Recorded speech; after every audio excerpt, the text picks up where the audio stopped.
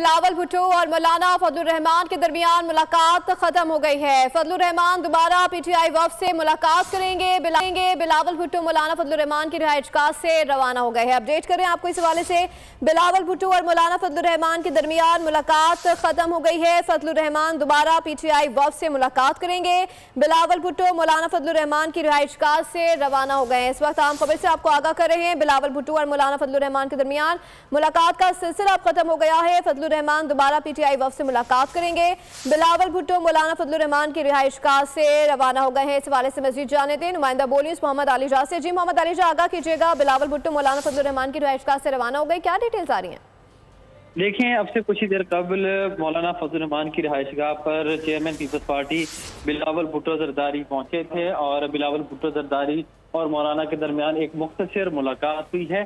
और उस मुलाकात के दौरान ही आप पहले हमने इतना आगाह किया है कि पीटीआई का वफ्द भी मौलाना की रिहाइशगाह पर मौजूद था। इस दौरान बिलावल भुट्टो जरदारी ने इस ख्वाहिश का इजहार किया कि पीटीआई वफ्द से भी उनकी मुलाकात हो सके, लेकिन वो मुलाकात नहीं हो सकी, जिसके बाद बिलावल भुट्टो जरदारी और मौलाना फजलुर रहमान के दरमियान मुशावरत हुई। बिलावल भुट्टो जरदारी ने एक बार फिर आईनी अदालत के लिए मौलाना फजलुर रहमान को कायल करने की कोशिश की, यह इजराय का दावा है।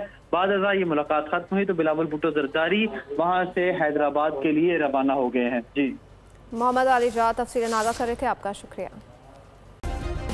सब्सक्राइब करें और बेल दबाएं ताकि कोई खबर रह न जाए।